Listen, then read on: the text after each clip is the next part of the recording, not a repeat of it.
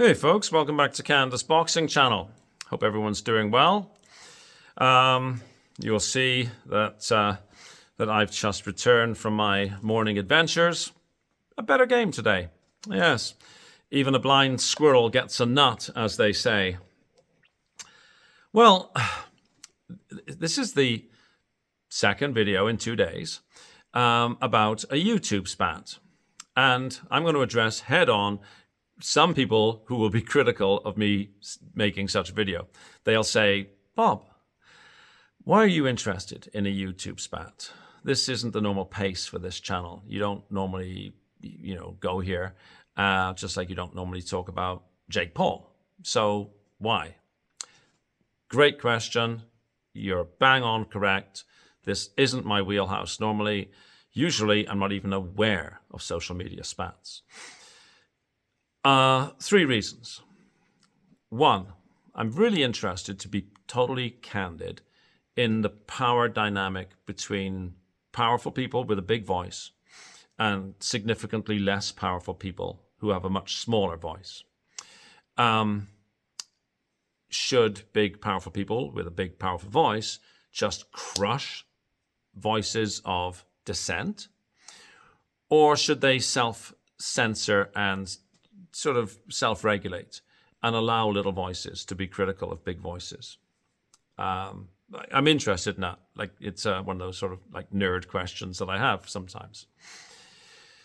Secondly, many people who are subscribers to this channel, at least initially, will have come from recommendations made on Porky's Corner to give this channel a look-see. And other people will have seen me on that channel and thought, we'll go and give this guy's channel a second chance, right? Or a look or something. And thirdly, it's quite candidly a show of support. A show of support for somebody who was highly critical of Carl Froch in the way that Carl Froch handled the interview of Conor Benn. Porky's Corner was not the only YouTube channel to do so. And yet, he was criticized in a very public forum by a public figure. It could have been any other YouTube channel. The difference is, Porky's Corner was able to fight back, if you like, because there was a friendship of 20 years between the parties.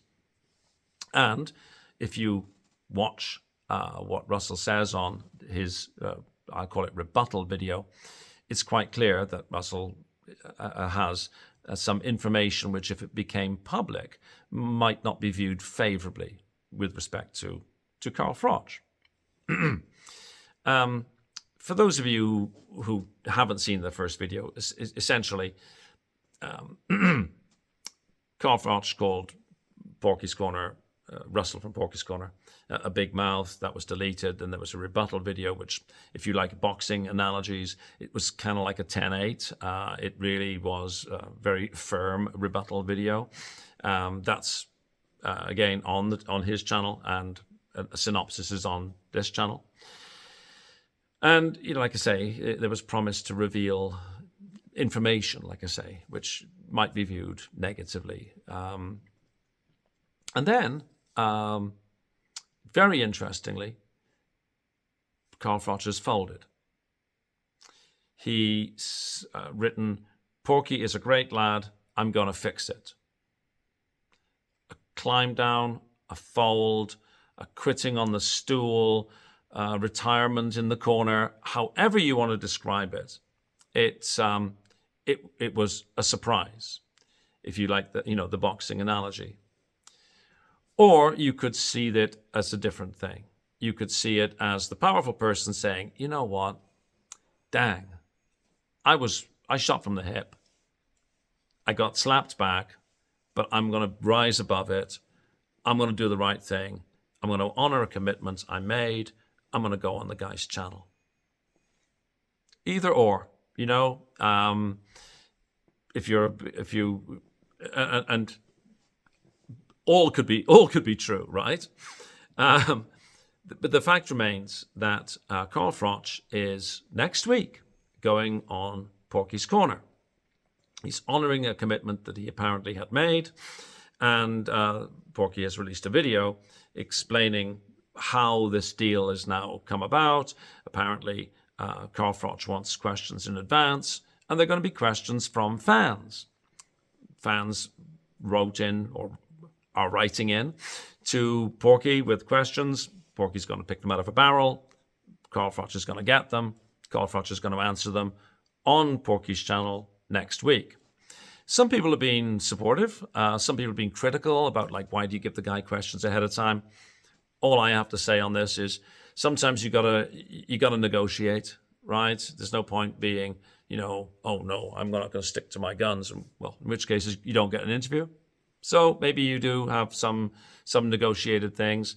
And besides, a good interviewer has a way of asking questions and, possibly follow-ups that really are insightful, and they bring out the story anyhow.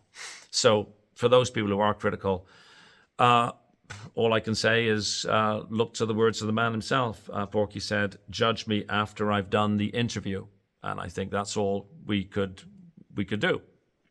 I'm quite confident that it'll be a very interesting and entertaining show.